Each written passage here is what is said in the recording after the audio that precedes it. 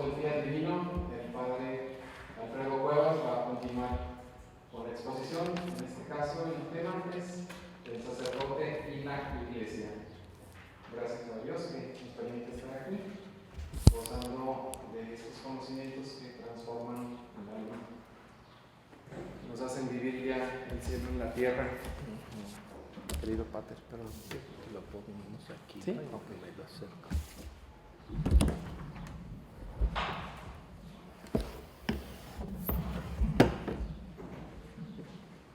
Bueno, esto que vamos a leer son las quejas de Jesús a los sacerdotes.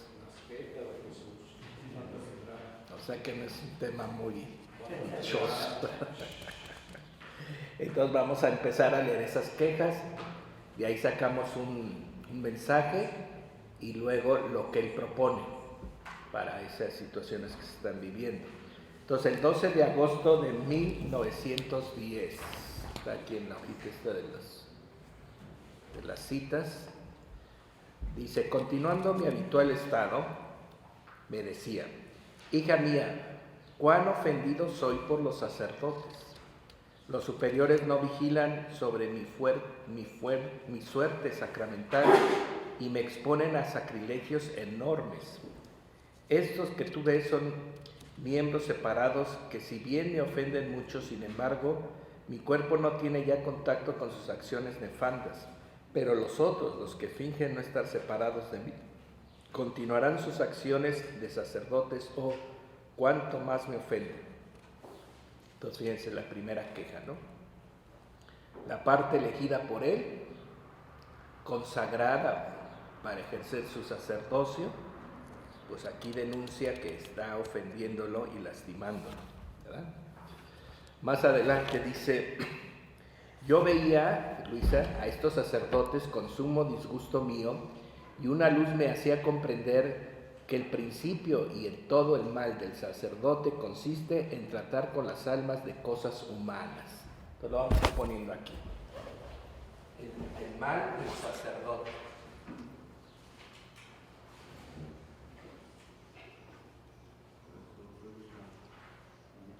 Tratar de cosas humanas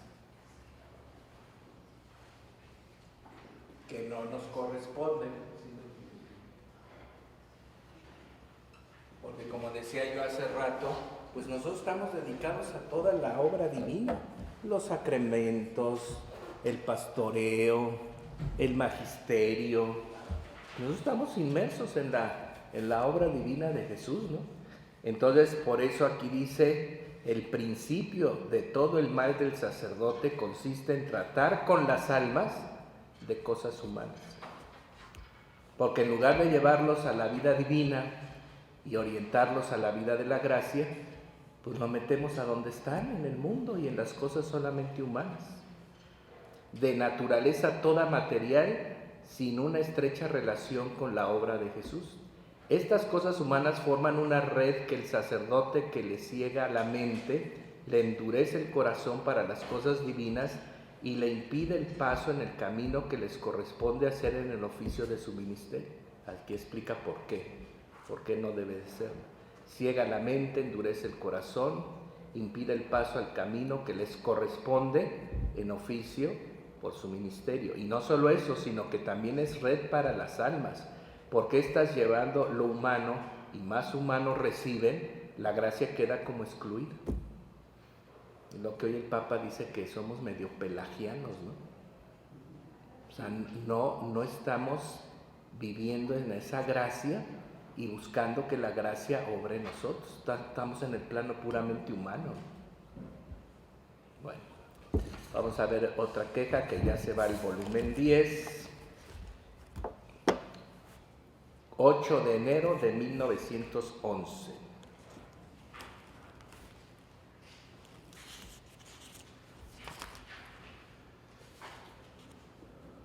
8 de enero del 11.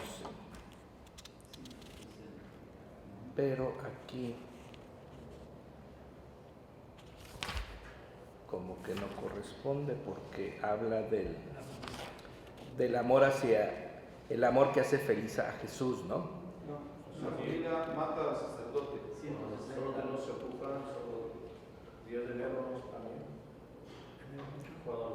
A ver, ¿ese qué fecha tiene? 8 de enero de 1911. De enero. Si tienen razón, estoy leyendo febrero. Lo que hacen las siestas prolongadas. Sí.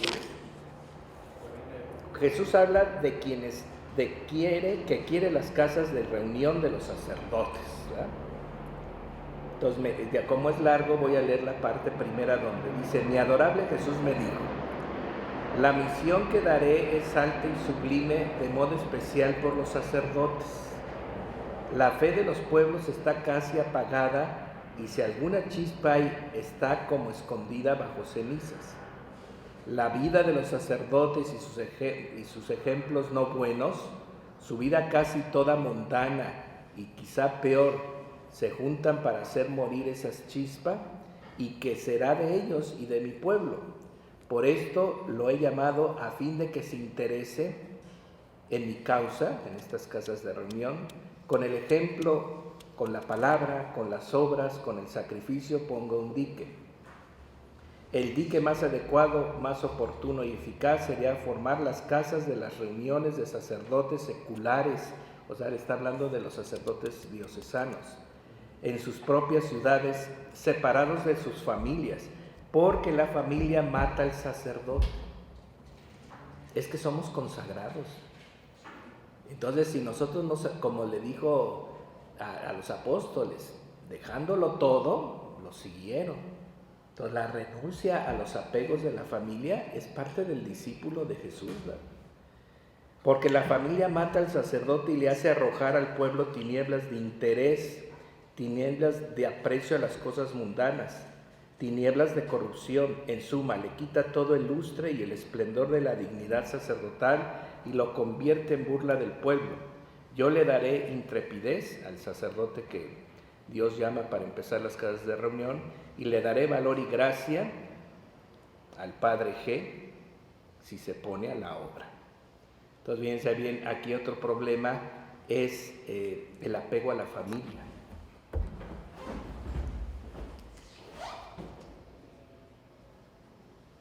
Apego a la familia.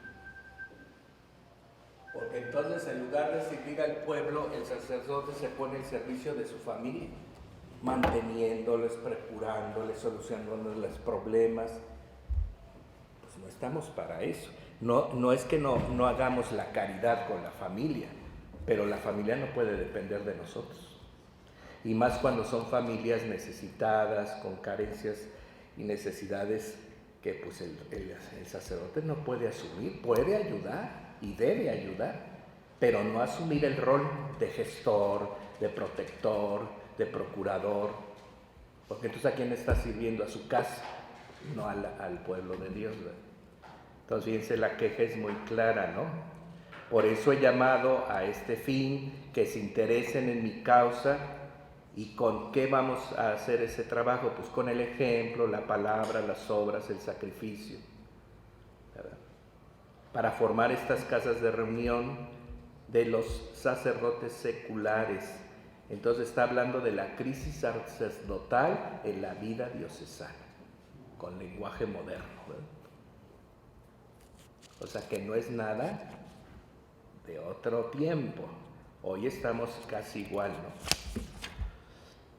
¿Y qué sugiere ahí? Las casas de reunión. Pero, ¿qué significa? Ahorita lo vemos en el siguiente número, donde dice 4 de febrero de 1911. Ahora sí, febrero. Urgencia de las reuniones de los sacerdotes. Hija mía, dile al padre G que apresure las reuniones de sacerdotes, que no hagan que la persecución llegue antes, pues hay de ellos, porque donde se hagan estas reuniones, serán más suaves las persecuciones o serán ahorradas. Las llagas son grandes, la podredumbre es demasiado pestilente, y por necesidad se requiere fierro y fuego. Bueno, pues aquí el Señor va a actuar, ¿no? Si no se hacen las reuniones, el fierro para cortar las carnes gangrenosas y fuego para purificar. Así que pronto, pronto. Entonces el Señor dice que de alguna manera la tribulación y la persecución purifican la iglesia. Eso siempre lo hemos sabido, ¿no? Entonces dice, ahórrense eso, porque si hacen las casas de reunión, a lo mejor se evitan la persecución, porque la iglesia se purifica de otra manera con estos medios que él propone, y de alguna manera, entonces si no sucede esto, pues quiere decir que yo tendré que intervenir fierro para cortar las carnes gangrenosas. Eso es quitar a los malos sacerdotes, porque la carne cortada es quitar ese miembro de la iglesia porque está haciendo daño. O fuego para purificar, que en este caso dice que viene una gran persecución, ¿no? Estamos hablando en un contexto del comienzo del siglo XX en Italia, ¿verdad?, en donde finalmente pues sucedieron muchas cosas en el siglo XX, pues en Italia, ¿no? Y que Luisa va viendo que los acontecimientos se van cumpliendo y que alrededor de esta experiencia de la crisis de la iglesia, que comienza siempre con la crisis sacerdotal, pues le va proponiendo estas reuniones de Ahí en el mismo 8 de enero de 1911 da en 4 pasos lo que quiere de las casas. Sí, pero vamos a leer primero lo que propone en general como herramienta que ya la iglesia tiene. Eso está, fíjense bien, en el 17 de enero. Y ahorita leemos las 4 fases, ¿no? Si no quieren desapegarse del interés, ¿verdad?, porque ese es otro, el interés de los sacerdotes, ¿verdad?, el apego a los intereses.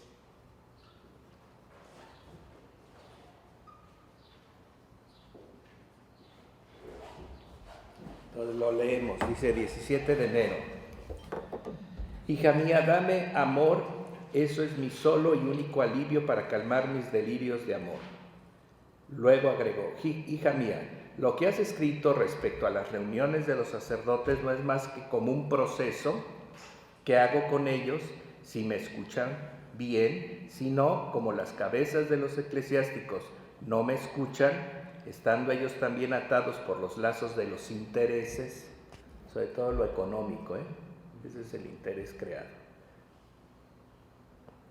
Siendo esclavos de las miserias humanas, pues al ambicionarlas, en vez de dominar a las miserias, esto es interés, alturas, dignidades, ¿verdad?, las miserias los domina a ellos.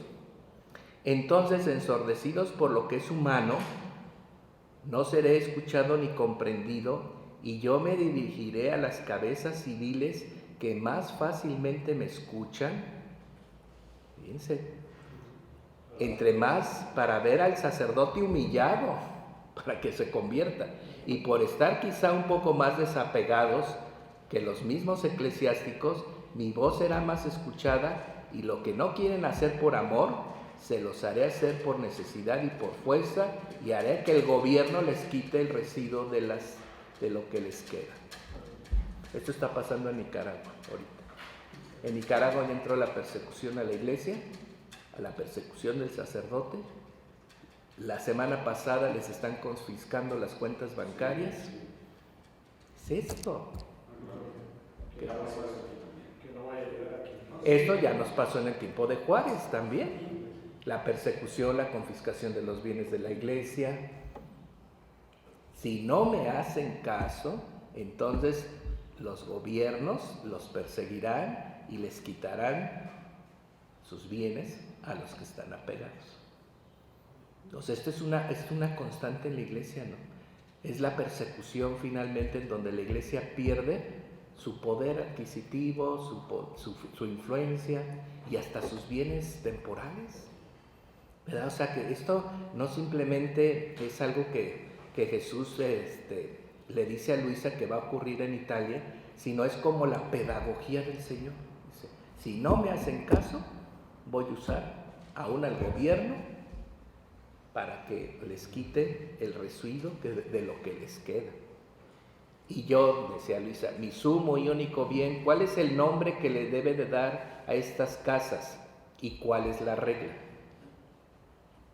Entonces las casas se llaman casas de resurgimiento de la fe. Entonces, digamos, ante esto, si no hacen caso, viene la persecución, ¿verdad? La amputación de los malos sacerdotes y la purificación del clero.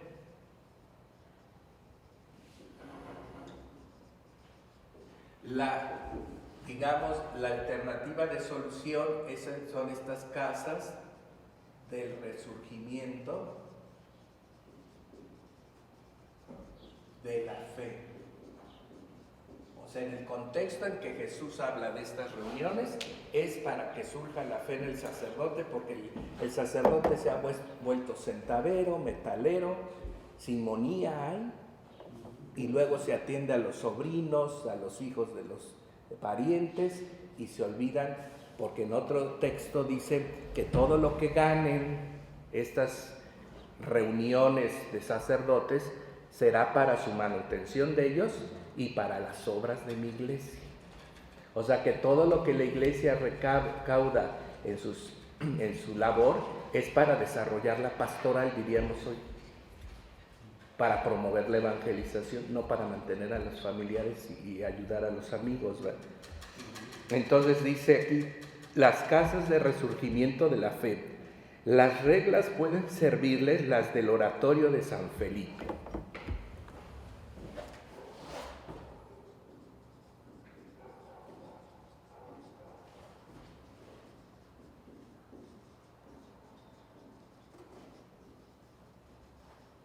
Entonces, antes de entrar a la descripción que hace mismo Jesús con lo que decía el padre Felipe de las 4 etapas, yo logré ver un poquito el contexto de San Felipe de Neri, ¿verdad? Para que entendamos por qué Jesús lo menciona. Y se le servirán las reglas de San Felipe Neri. Entonces, metiéndonos al contexto de San Felipe Neri, ¿verdad? San Felipe Neri, ¿verdad? Fíjense bien, nació en 1515, muere en 1595. Entonces, él es heredero de la reforma sacerdotal del siglo XVII, de fines del XVI y del comienzo del XVII. ¿Quiénes son la corriente de renovación del clero del siglo XVII? Son varios personajes. El cardenal Pierre de Berunger, ¿verdad? En donde aparece esta idea del oratorio, porque el oratorio no es cosa solo de San Felipe Neri, ¿verdad? Está San Felipe Neri, ¿verdad? Como otro personaje en esta labor. Está el padre Olier de la orden de San Sulpicio, ¿verdad? Y San Juan Eudes, que si se dan cuenta de estos 4 personajes, 2 son canonizados: San Felipe Neri y San Juan Eudes. San Juan Eudes sale del oratorio de San Felipe para formar una nueva orden, ¿verdad? En la que él quiere la reforma de los sacerdotes. Ahora, ¿cuál es lo que persigue la reforma del clero del siglo XVII gestado en Francia? Buscan que se cumplan los decretos de Trento, del Concilio de Trento, donde está la reforma del clero y de los seminarios, ¿verdad? Entonces ese es el contexto. Leemos un poquito de San Felipe Neri porque es el personaje que aquí aparece, ¿no? Construyó una comunidad que se llamó San Juan de los Florentinos en Roma en 1565, que después se le dio el nombre de oratorianos, ¿verdad? Sus primeras reglas de vida común, con prescripciones muy simples, en las que se indican solo algunas disposiciones relativas al servicio de la iglesia. O sea, que San Felipe Neri no quería formar una orden, que ahora llamamos congregaciones, sino lo que él quería es que se respetara la vida del orden sacerdotal como Jesús lo instituyó. Y entonces él dice que la única orden que fundó Jesús fue el orden sacerdotal. Las otras órdenes las fundó San Francisco, Santo Domingo y los santos que siguieron. La única orden, digamos, que fundó Jesús es el orden sagrado, es lo que él dice. Y entonces habrá que respetar, ¿verdad?, el servicio que el sacerdote debe prestarle a la iglesia según la divina institución. Entonces él se centra en eso. Prácticamente él es promotor de la vida diocesana para que se viva en su plenitud. Esa es la idea de San Felipe Neri. Entonces dice, algunas disposiciones relativas al servicio de la iglesia con una vida muy simple, sin votos, porque no son religiosos. Los oratorianos no son religiosos. Más allá dice él, si alguien pretende en el oratorio hacer votos con pretensión de ser más perfecto, exclúyasele y sepáresele de la orden, porque ese no es el hecho por el que estamos aquí. O sea, eran, digamos, operarios diocesanos, que también ya esa figura se conoce. No eran ni religiosos, ni órdenes como los franciscanos, ¿no?, de tipo monástico, misionero, no. Ellos quieren vivir el orden instituido por Jesús para el sacerdocio de su iglesia. Entonces yo a veces digo, con razón estoy mencionando esto porque es una cuestión muy clara para este oratorio, ¿verdad?, que se formó después. Entonces dice, se pedía también, estamos hablando del oratorio, de abstenerse de andar haciendo la corte a los cardenales y a los prelados. O sea, no hacer carrera en la iglesia. Lo que dice hoy el carrerismo que dice el Papa Francisco. De andar buscando dignidades, nombramientos, monseñoratos, obispados. Abstenerse de andar buscando hacer carrera en la iglesia. Los oratorios siguen una regla, sin ser religiosos, fíjense. Decía en sus escritos, seguimos con San Felipe Neri, que caminen sus sacerdotes en medio de un mundo por las vías de Dios hasta la meta eterna, no con la austeridad y los rigores de la vida religiosa, pero sí con una vida moderada, de buenas costumbres, de honesta disciplina y uso moderado de los bienes temporales. Aquí está la regla oratoria. Que si nosotros que somos diocesanos, la mayoría aquí, excepto uno de nuestros hermanos, oigan, pues si es lo que tenemos que vivir, una vida austera, moderada, de buenas costumbres, de honesta disciplina, con uso moderado de los bienes temporales. Estos son los oratorianos, miren. Que muestren en todo y lo más perfectamente posible una vida virtuosa.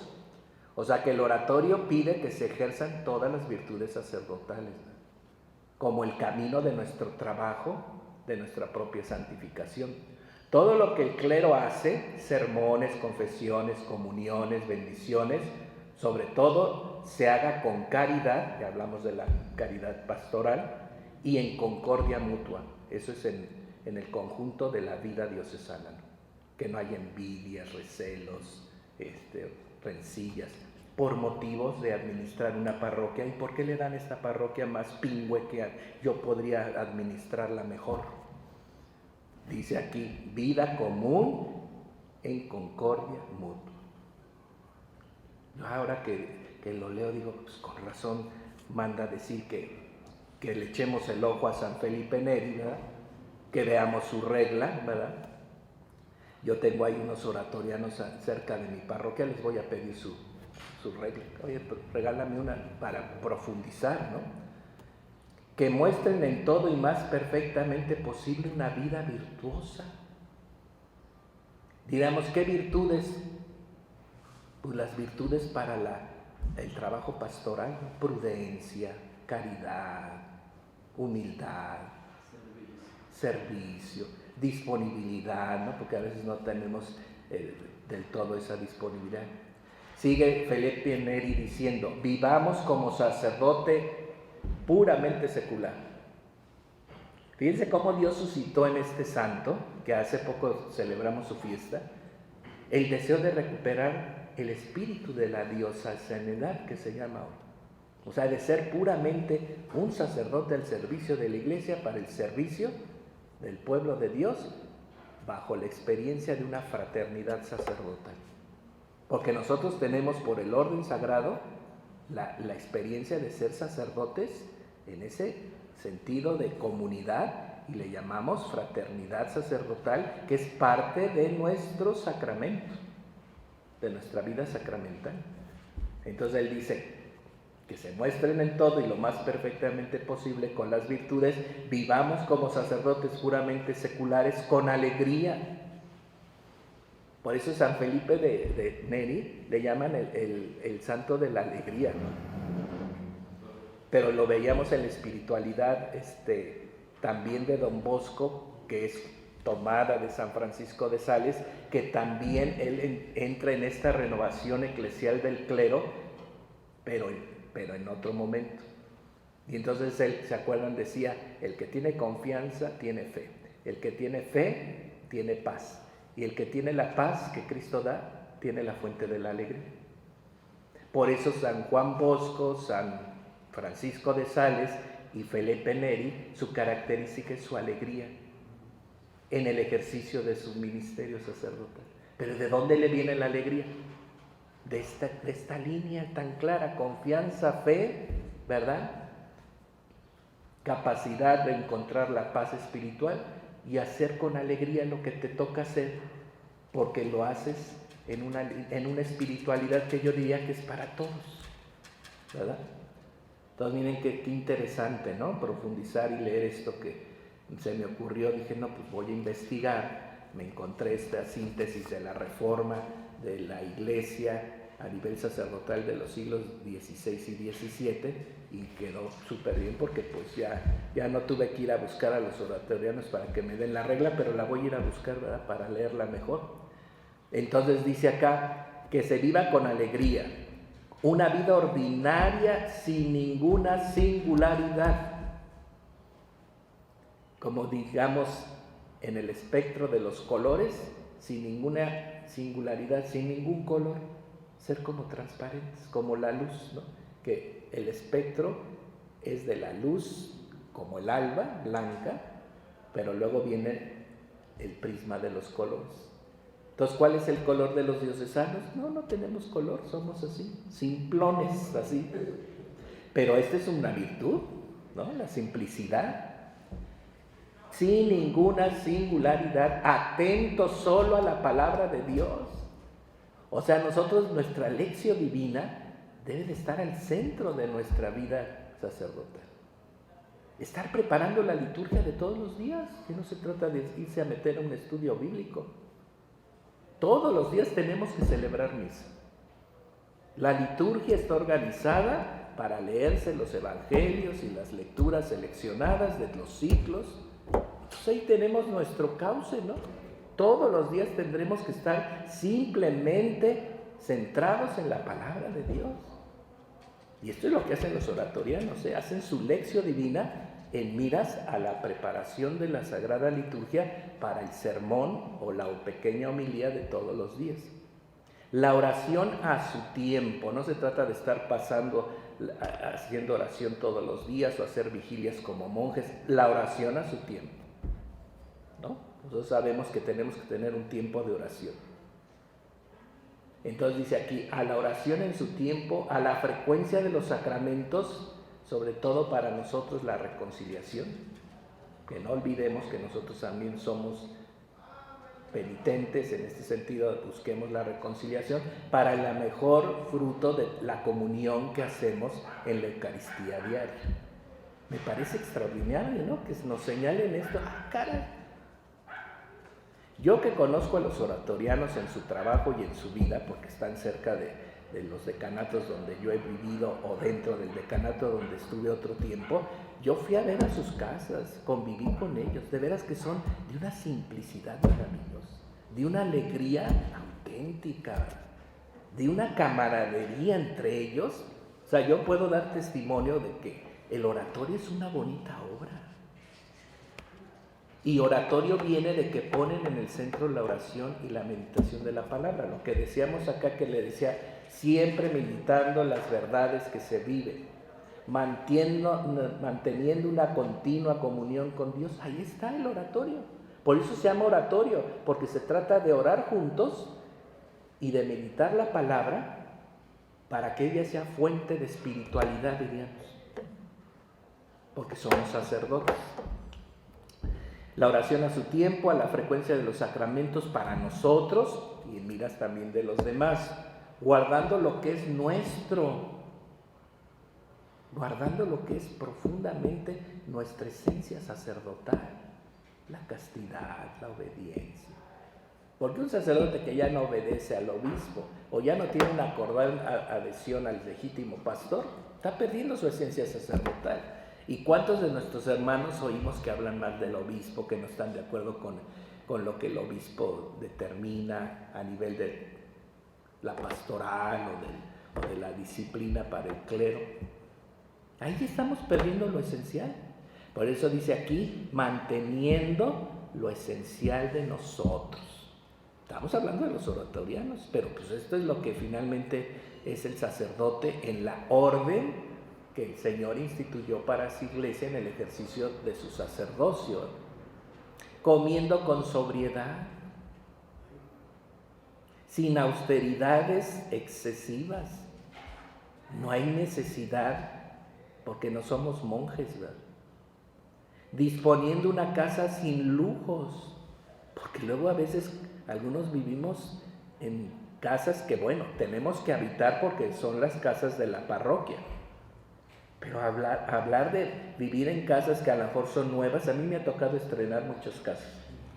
Ahora sí que nadie sabe para quién trabaja. Los cambian a los padres y yo tengo que amueblar entonces yo trato de buscar siempre, pues no ponerme lujos, porque luego nos queremos llevar esos bienes suntuosos. Ay, ¿cómo yo voy a dejar esto?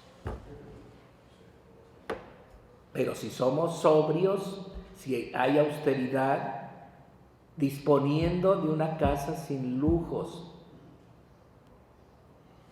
pero no siendo pobres. Tampoco se trata de esto, ¿eh? Señala un perfil ideal, fíjense bien, Felipe Neri, del sacerdote secular viviendo en comunidad. Este es otro elemento, ¿no? Los diocesanos decimos, mi comunidad es mi parroquia. Pues sí, pero comunidad de vida no es la parroquia. Comunidad de vida es el presbiterio. Pero algunos ya no van al decanato, no van a la reunión de zona, no van a los ejercicios espirituales. Entonces, ¿dónde está tu vida comunitaria? Estamos perdiendo lo esencial, porque lo esencial también en el diocesano, porque decimos los diocesanos no tenemos comunidad. Eso es una mentira.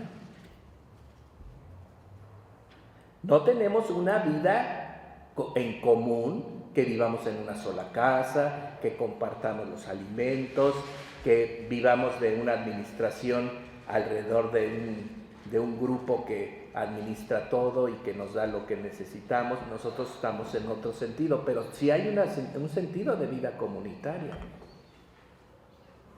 Por eso le llaman las casas de reunión del resurgimiento de la fe. Ahora, esta experiencia en México la está tratando de implementar el cardenal Carlos Aguirre, parece. Se llaman unidades pastorales. No sé si han oído por ahí. ¿Qué es una unidad pastoral? Que dentro del decanato, 3 o 4 parroquias, se reúnen los sacerdotes para hacer unidad pastoral en 3 modalidades. Los que quieran pueden vivir en una misma casa y compartir mesa y techo, los que quieran. Otros compartiendo una sola administración, que todo lo que reciben las parroquias entre a una sola administración y se le dé a cada parroquia lo necesario para que salga adelante y haya una economía común. O otra es simplemente en lo pastoral. Por ejemplo, que el catecismo infantil se haga igual en las 4 o 5 parroquias, que se lleve una pastoral familiar dirigida por un consejo de la unidad pastoral, para que se hagan las mismas estrategias y las mismas acciones en las 4 parroquias. Entonces, unidad pastoral, esa fue la reflexión que se ha hecho en la arquidiócesis, cómo empezar a hacer estas casas de reunión sin querer pretender que se viva juntos, porque nosotros somos como solterones, no sabemos vivir con los demás, la neta. A mí cuando me dijeron, yo estoy en una unidad pastoral, le digo, hasta ahorita me entero. porque no hemos dado paso ni a vivir juntos, ni a administrar en una sola cosa. Eso es difícil, ¿verdad? Y tampoco hemos puesto un plan de unificación de criterios pastorales para el catecismo, la pastoral juvenil, la misión evangelizadora, etcétera, ¿no? Porque son pasos en los que nosotros tenemos que ir dando, los sacerdotes diocesanos, oportunidad de que la Iglesia pueda tener una oportunidad de que nosotros nos renovemos espiritualmente, vivamos nuestra esencia sacerdotal y, como dice aquí San Felipe Neri, que estemos realmente al servicio de la Iglesia en sus planes pastorales, en sus ordenanzas a través del obispo diocesano, en los desafíos de los tiempos que nos toca vivir. Por ejemplo, hoy un desafío es la nueva evangelización. Ay, pero eso como que ya pasó de moda porque ya Juan Pablo II lo trilló mucho y ya estamos en otro tiempo. No, la nueva evangelización no la vamos a agotar. Es un llamado a evangelizar. Precisamente, ¿por qué creen que el mundo está así? Porque no evangelizamos, sacramentalizamos. Y la evangelización es ese encuentro con Cristo del que hablamos la vez pasada, la experiencia de ser discípulos, verdaderos seguidores de Jesús. Y luego famosos misioneros, ¿no? Porque tenemos que ayudar a que el laico ayude en la evangelización del mundo, que se atreva a salir, como la iglesia en salida que dice Francisco, salir a las calles, a evangelizar los ambientes, ¿no? Bueno, entonces fíjense, les doy este testimonio de que en la arquidiócesis se está tratando de hacer estas casas de reunión en estas modalidades que les decía yo. Entonces ustedes me preguntan, ¿están funcionando? No. ¿Cuál es el obstáculo? Nosotros. No queremos. Ya me gustó vivir solo, no le tengo que rendir cuentas a nadie. No tengo por qué adosarme a criterios de otros en su sentido pastoral, porque yo hago lo que yo sé, lo que me gusta, lo que me parece. Qué difícil es unificarnos, ¿eh? Pero por ahí tiene que pasar la renovación de la Iglesia. Este documento precisamente habla de que a la igual que la reforma del siglo XVII, de la reformación del clero y de la renovación de la Iglesia que pasa por el sacerdote, hoy este siglo XX y XXI es un tiempo también de renovación eclesial y sacerdotal. Por eso se pone esta reflexión de retomar de cómo fue la reforma de la Iglesia en el siglo XVII, ¿no? Señala un perfil ideal del sacerdote secular viviendo en comunidad. San Felipe Neri. Según el modelo de la Iglesia primitiva, que es lo que nos dice Aparecida. ¿Se acuerdan que el lema de Aparecida fue: tenemos que volver a empezar de nuevo? Todo tiene que volver a empezar de nuevo. Entonces esta iglesia primitiva, ¿verdad?, es el ejemplo también para este paradigma. Dice, la congregación de los orationarios subsistirán sin votos, no son religiosos. Si alguno quiere hacerlos, ya se los leí, que sea excluido y separado, porque ese no es el hecho por el que nosotros estamos reunidos. El cardenal Berruyer, que fue el primero que animó la reforma del clero en el siglo XVII, ¿verdad?, decía: la primera orden de la Iglesia y la más esencial y absolutamente necesaria es el sacerdocio, que es institución divina íntimamente unida a Jesucristo nuestro Señor, que instituyó el sacerdocio para su iglesia. Es decir, su modelo y su puesto y su oficio es el mismo sacerdocio de Cristo. La vida común es casi esencial al estado eclesiástico. La soledad es dañina. Fíjense, ya lo decían desde el siglo XVII.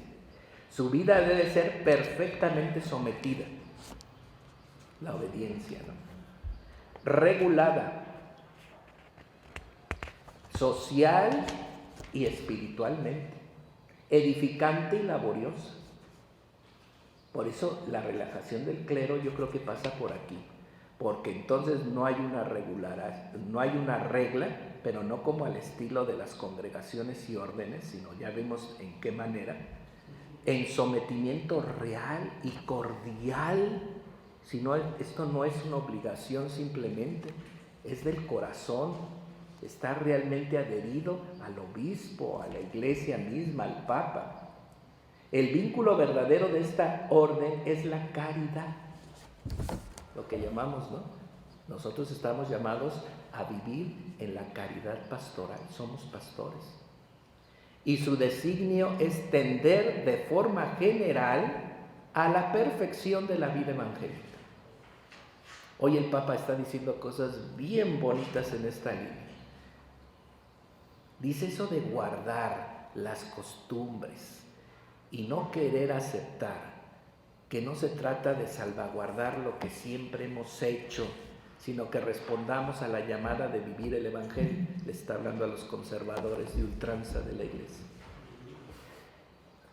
Esa moda de la liturgia en donde se quiere defender ciertas formas de hacer la liturgia que no corresponden ya, porque no estamos para salvaguardar eso, sino para hacer que brille el fruto de una vida en la que el Evangelio es nuestro llamado a vivir, pues el llamado al reino de Dios. Entonces dicen, no, es que este Papa es muy evangelista. No, pues es que la iglesia tiene como fundamento y como depósito del magisterio de Cristo su evangelio. ¿Se dan cuenta? Así como que de repente, entonces el vínculo verdadero es la caridad, y tendiendo en general a la perfección de la vida evangélica.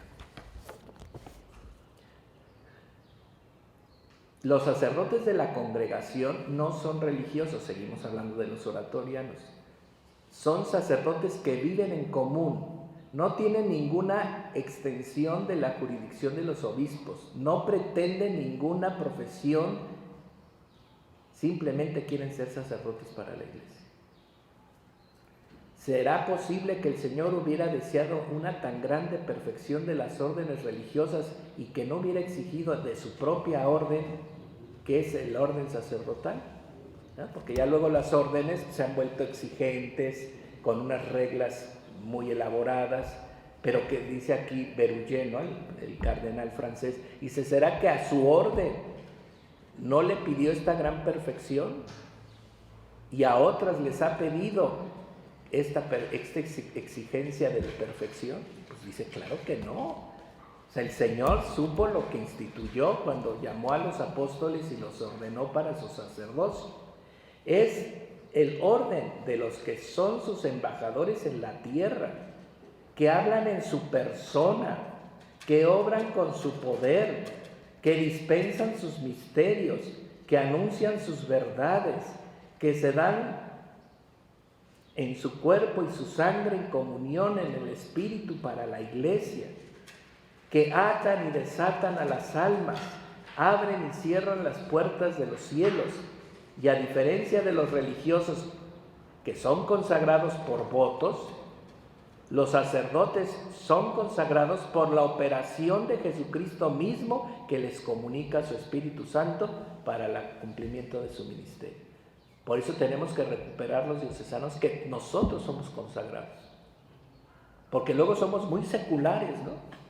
No, somos consagrados, aquí lo repetimos, a diferencia de los religiosos que son consagrados por los votos de su propia operación, los sacerdotes seculares son consagrados por la operación de Jesucristo mismo que les comunica el Espíritu Santo. En divina voluntad, diríamos, está la voluntad obrante en nosotros en el ejercicio de nuestro ministerio. No soy yo el que confieso y dispenso el perdón, no soy yo el que transformo el pan y el vino para que se conviertan en los dones sagrados del Señor, es el Señor mismo. Y para que Él pueda actuar en usted y en mí, tú tienes que ser un consagrado.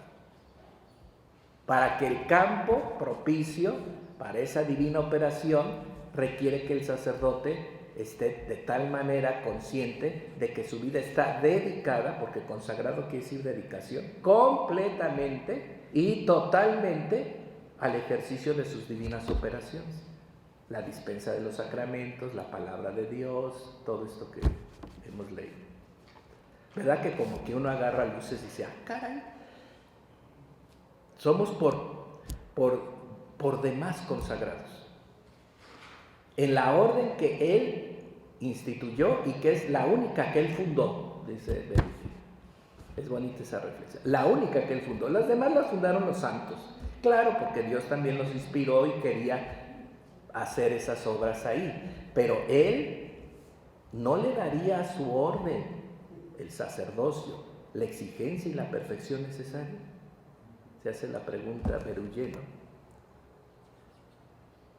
San Juan Eudes, discípulo de Felipe Neri, que después sale de ahí para formar otra orden que se llama de los corazones de Jesús y de María. Fíjense, leamos algo más de estos reformadores del siglo XVII para la vida del clero diocesano.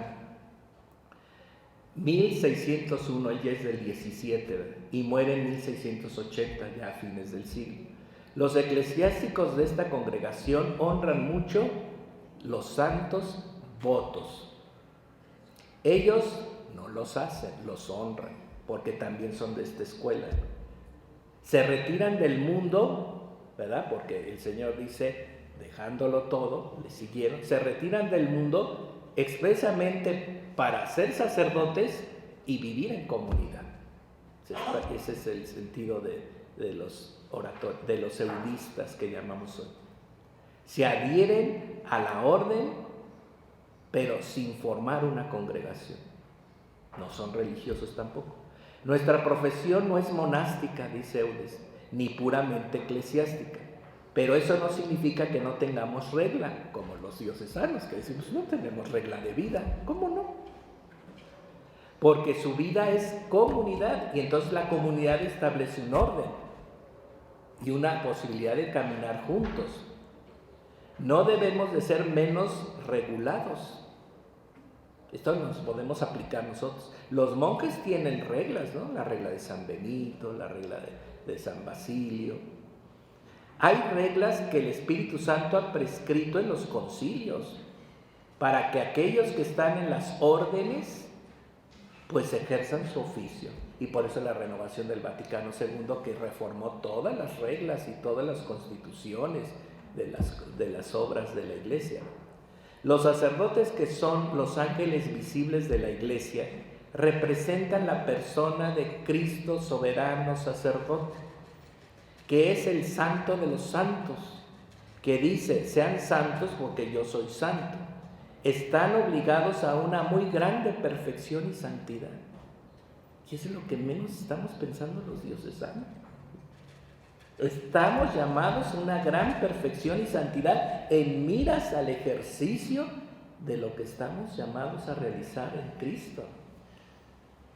Y por consiguiente a practicar todas las virtudes, ¿miren? Con excelencia. La primera y más principal regla es la del amor, o sea, lo repite San Juan Eudes, que el Espíritu Santo inscribe e imprime en los corazones de los que posee. Jesús hizo profesión solemne desde su encarnación de obediencia al Padre. O sea, nuestro divino modelo, en este sentido, para ver cómo debemos de vivir, en esto Jesús hizo solemne profesión desde su encarnación de obediencia al Padre. Yo no hago nada que mi Padre no me pida. Yo busco agradar al Padre siempre. ¿Verdad? Ese es como el tono de nuestro ejercicio espiritual como sacerdotes, ¿no? Profesión de no hacer la propia voluntad. Con razón el Señor dice que la divina voluntad dependerá de mucho de los sacerdotes. Aquí está la respuesta. Los primeros que podemos entender la divina voluntad somos nosotros, porque estamos orientados hacia ella, vivimos en ella y podemos entonces entrar al don, ¿verdad? a la preparación de obtener el don, ¿no? Profesión de no hacer su propia voluntad, sino de obedecer perfectamente todas las voluntades del Padre. Profesión de servicio al Padre y a los hermanos. Profesión de ser hostias vivas, como les decía, como que el diocesano no queremos ver que somos también víctimas. Estás ofrecido en unión con Jesús para el servicio de la iglesia, para la obra de la redención y para la santificación del pueblo. Entonces, profesión de ser hostias y víctimas consagradas e inmoladas para la gloria del Padre. Podríamos poner muchos textos de estos reformadores de la iglesia. Pues aquí sacó algunos textos de sus reglas que ellos tienen. Podríamos hablar mucho sobre estos reformadores que exaltan el valor del sacerdocio diocesano, fíjense. Es que el Señor es admirable. Instituye el sacerdocio para el servicio de su iglesia, el sacerdote diocesano diríamos hoy, y suscita hombres para formar obras específicas para exaltar el valor de los que no viven ya el orden sagrado. ¿No les parece un acto de maestría del Señor? No lo entienden, no lo comprenden y lo viven profundamente, suscita obras para iluminar a la vida diocesana. Me parece de una sabiduría y de una pedagogía maravillosa del Señor. Ahora entiendo por qué nombra a San Felipe en los escritos.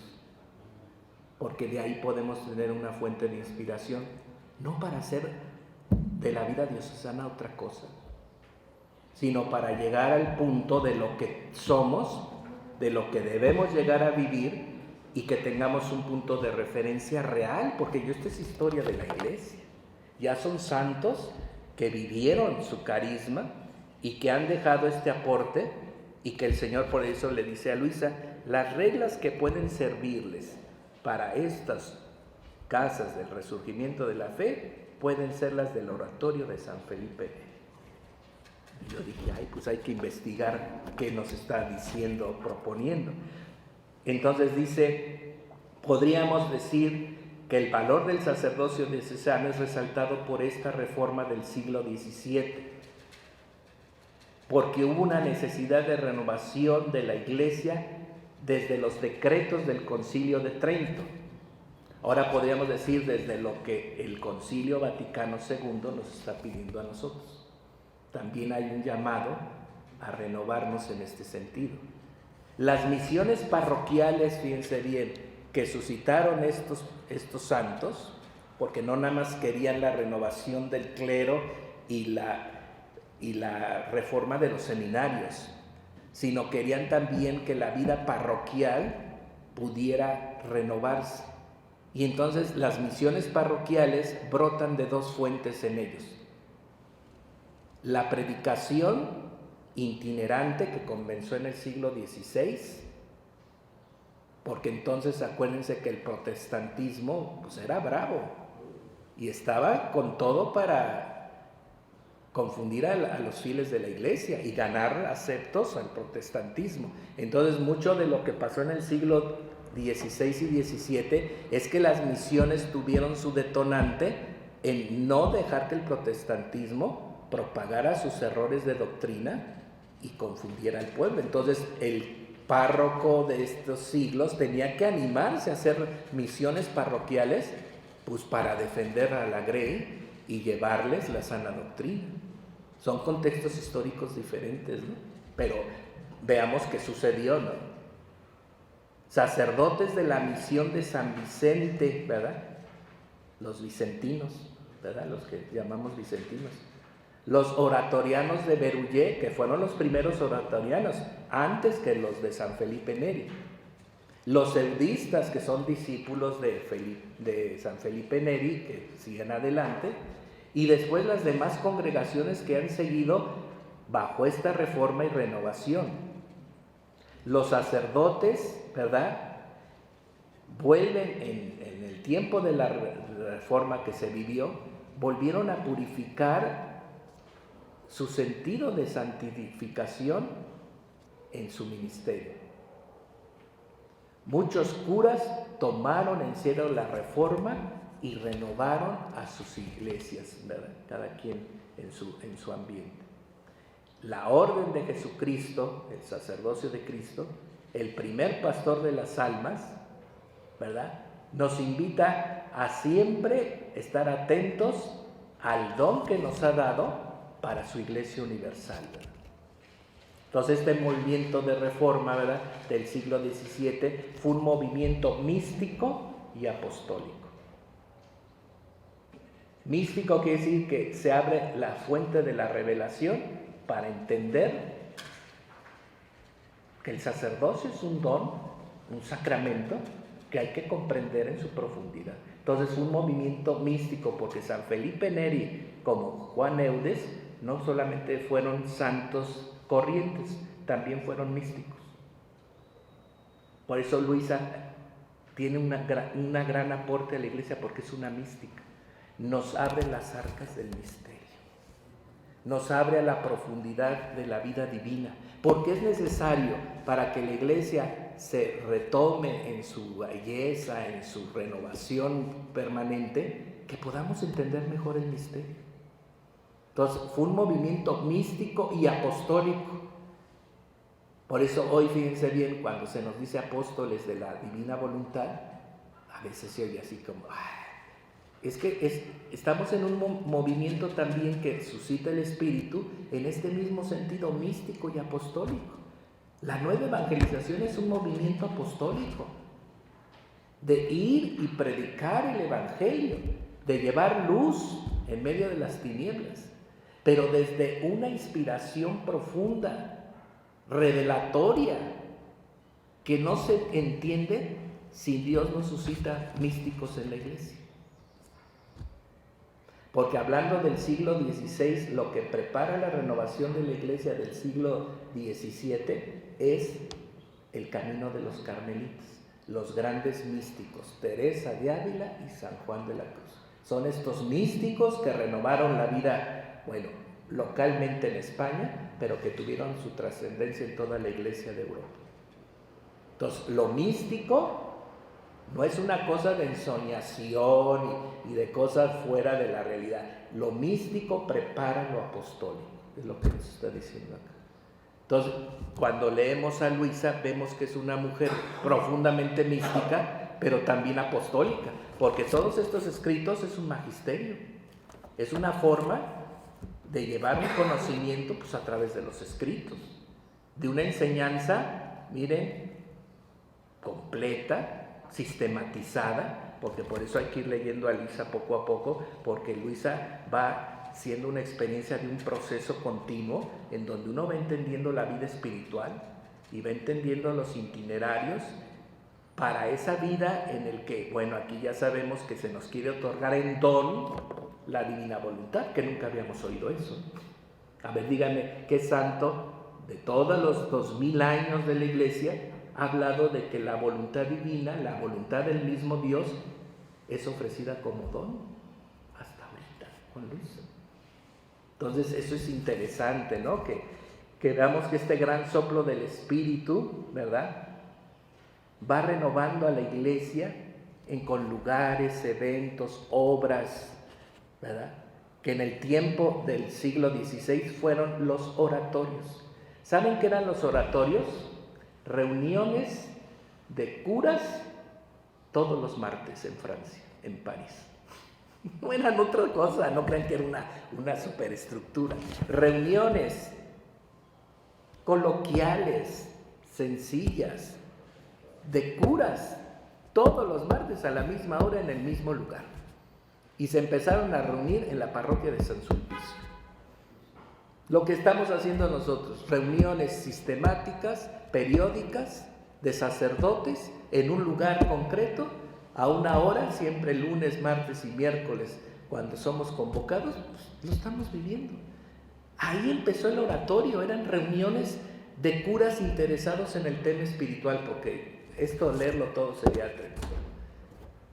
Eran curas interesados en el tema espiritual, porque eran reuniones espirituales para orar juntos, para meditar los evangelios, y para adentrarse en la práctica de la vida virtuosa. Para eso se reunían los que todavía no le llamaban el oratorio, eran simplemente reuniones en donde invitaban al clero en general y iban los interesados y se reunían, y miren el fruto y lo que generó, ¿no? Generó la renovación del clero y después estas obras oratorianas, ¿no? Así que, hermanos, pues la realidad es esta, ¿no? Que el Señor lo propone como una respuesta a los tiempos que se viven, con herramientas muy concretas, en las que pues uno que lee esto, uno dice, bueno, pues habría que ver si nosotros podemos concretizar esta obra. Luisa le dice a Jesús, bueno, es muy difícil esto que estás pidiendo de las reuniones de sacerdotes, no se han podido realizar. ¿Y qué responde Jesús a Luisa? Si no sirven para ahora estas directrices, servirán para mañana y para otros tiempos. O sea, Jesús ya pone la alternativa. Si esto no se hizo en el siglo XIX, en el siglo XX, ¿verdad? Pues podremos hacerlo a lo mejor en el XXI o en el XXII, ¿no? Lo que no sirve hoy puede servir mañana, dice. Entonces, fíjense, vamos a leer, si quieres, Felipe, leemos, nada más que sí es muy largo el texto. Vamos a leer las 4, digamos, en el proceso que el Señor pide que pueda salir posiblemente esta obra entre los sacerdotes. Volvemos a la cita, si quieren. Es si no me equivoco, es la de febrero de 1911. A ver. Ahí me toman el tiempo, Daniel. Bueno, entonces sí podemos leer así. Ok.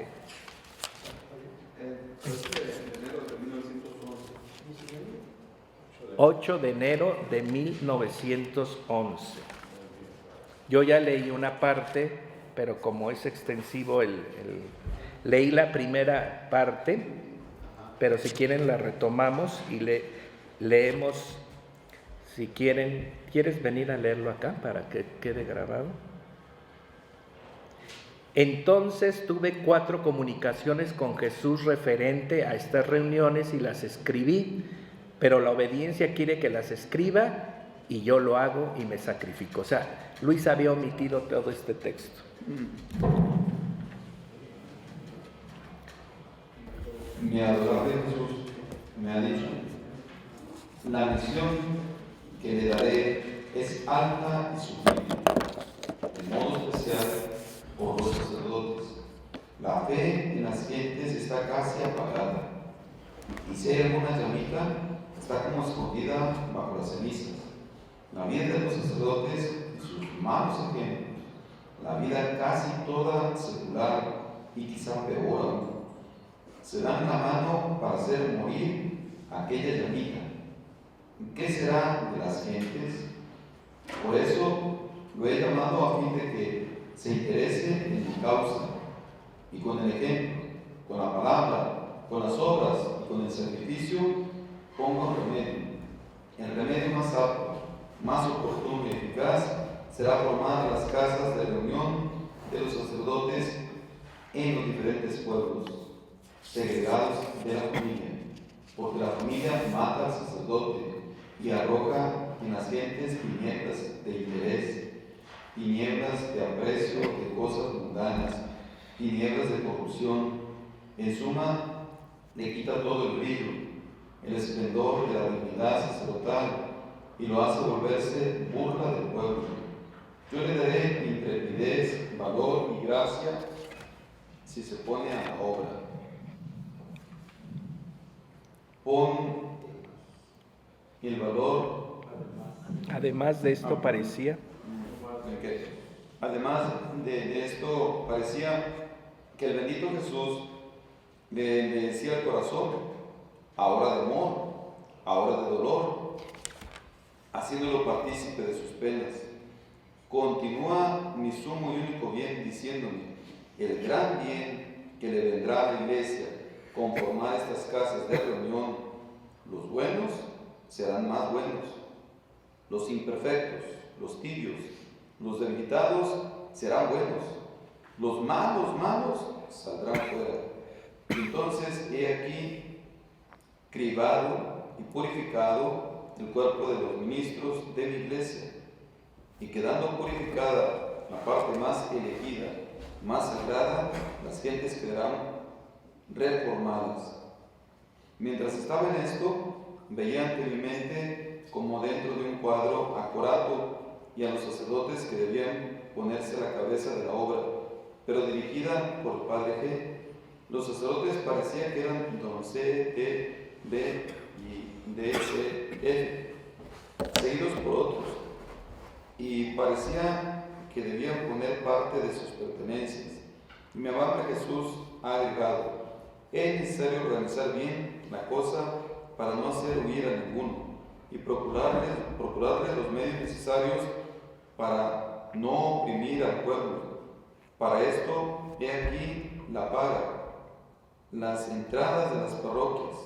Hay que prometer a estos que harán parte de estas reuniones, y ellos mantendrán el coro y todos los otros oficios pertenecientes a su ministerio.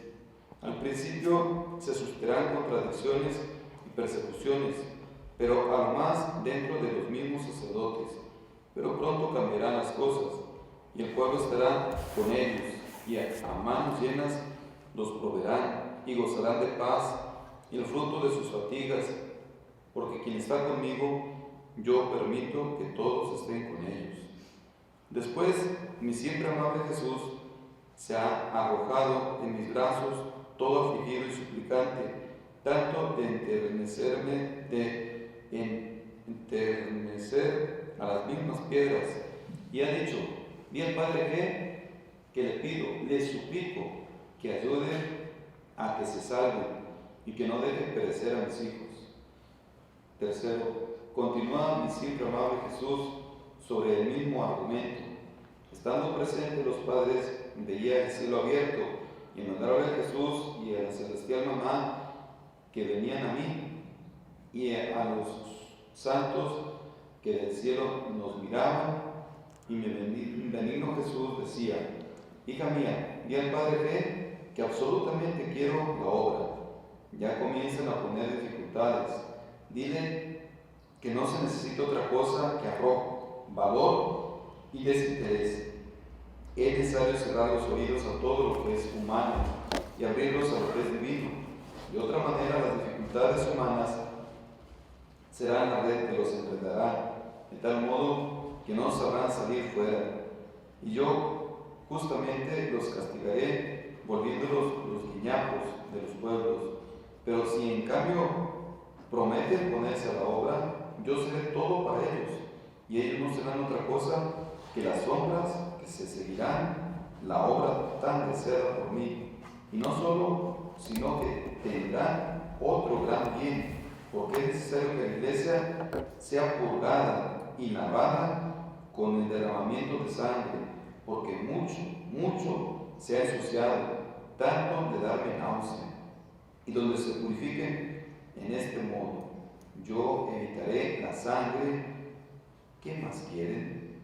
Después, volteándose como si mirase a un sacerdote, ha agregado: yo te escogí a ti por cabeza de esta obra, por haber puesto en ti un germen de rojo. Esto es un don que te he dado, y este don no quiere que lo tengas inútil. Hasta ahora lo has malgastado en cosas frívolas, en locuras y en política, y estas te han pagado amargamente, no dándote jamás paz. Ahora basta, ponte a la obra mía, pon el valor que te he dado todo para mí, y yo seré todo para ti, y te pagaré dándote paz, gracia, y te haré adquirir aquella estima que has ido buscando en el pasado y no la has obtenido. Es más, no te daré la estima humana, sino la divina. Después ha dicho el Padre que: hijo mío, ánimo, defiende mi causa, sostén, ayuda a aquellos sacerdotes que veas un poco dispuestos para esta obra, promete todo bien a nombre mío, aquellos que se metan amenaza, a aquellos que se susciten contradicciones y obstáculos. Di a los obispos y a los jefes que si quieren salvar al rebaño, este es el único medio. Toca a ellos salvar a los pastores y a los pastores toca salvar el rebaño. Si los obispos no ponen a salvo a los pastores, ¿cómo puede salvarse el rebaño? Habiendo yo entendido las dificultades de los sacerdotes en formar las casas de reunión, rogaba al buen Jesús que si era voluntad suya, que esto se hiciera, quitase todos los obstáculos que impedían tan gran bien. Y mi adorable Jesús al venir me ha dicho: hija mía, todos los obstáculos provienen de que cada uno mira las cosas según sus propias convicciones y disposiciones, y naturalmente mil lazos y obstáculos encuentran que les impide el paso. Pero si miraran la obra según mi honor, mi gloria y el solo bien de sus almas, de las almas de los demás, todos los lazos quedarán rotos y los obstáculos desvanecidos. No obstante, si se afilan, yo estaré con ellos y los protegeré tanto que si algún sacerdote quiere oponerse y obstaculizar mi obra, estoy dispuesto a quitarle aún la vida. Después, mi siempre amable Jesús ha llegado todo afligido. Ah, hija mía, ¿sabes tú cuál es el obstáculo más infranqueable y el lazo más fuerte? El interés. El interés es la polilla del sacerdote, porque lo vuelve leño podrido, apto para ser quemado en el infierno. El interés vuelve al sacerdote el juguete del demonio, el hazmerreír del pueblo y el ídolo de las propias familias. Por eso el demonio pondrá muchos obstáculos para impedir que hagan esto, porque ve rota la red que los tenía atados y esclavos en su dominio. Por eso di al Padre que infunda valor a quien vea dispuesto, que no les deje ni se vea la obra encarnada. De otra manera, comenzarán solamente a hacer proyectos y no concluirán nada. Que diga también a los obispos que no acepten ordenaciones de otros si no están dispuestos a vivir segregados de la familia. Diles también que mucho lo herirán mofándose de él y desacreditándolo, pero él no les dé importancia. Todo el sufrir les será dulce si es por causa mía. Gracias. Pues ahí están las quejas de Jesús, ¿no? Ahí escribí algo. El proceso es que la fe se está pagando. Por eso hay que suscitar eso. Y la mala vida de los sacerdotes le está haciendo daño al pueblo. Entonces por eso es necesario purificar el sacerdote y así se reformará el pueblo. Se necesita entonces intrepidez, valor y desinterés para que así se salven los pastores y se salven a la vez el pueblo. El gran obstáculo es el interés de los sacerdotes. El gran obstáculo es que cada quien ve las cosas según sus propias condiciones y disposiciones. Y no creo que no estemos nosotros viviendo esta situación hoy también en la iglesia. Entonces, fíjense bien, pues este es un tema que está muy claro en este volumen 10, ¿verdad? Que Jesús reitera, que le pide a Luisa, que le pide al Padre G, que es el sacerdote que ha elegido el Señor, pues que eche manos a la obra. Parece que esto no funcionó, porque ya luego no se vuelve a hablar de esto. O sea, en otro volumen no se vuelve a tomar el tema. Y por eso Jesús en algún texto más que tenemos por ahí dice, bueno, lo que no sirve hoy servirá para mañana. O sea, lo que finalmente Dios quiere es que entre esta posibilidad de vida divina tanto en sus sacerdotes como en su pueblo, ¿no? Ese es realmente el objetivo, que no se pierda su vida en la gente, en la iglesia a la que está llamado a coger el don, y entonces se encuentra con esta situación de sus sacerdotes que finalmente pues han perdido el norte, ¿verdad? Y tendrá que él purificarlos, ¿verdad? Por eso permitirá la purificación Y como él decía, amputación de los malos sacerdotes y purificación de los otros. Entonces, pues esta es una reflexión fuerte, ¿verdad? También se la da Conchita Cabrera de Armida para que vean, porque Conchita tiene todo un libro, así de este tamaño, que se llama A mis sacerdotes. Y también habla de esto, pero lo dice abundantemente porque es todo un libro. Y uno cuando lee ese libro de Conchita dice, híjole, ¿cómo le duele a Jesús? Pues la parte más escogida por él y consagrada para su obra, pues que sea la que menos le corresponde, o aún la que más le ofende, ¿no?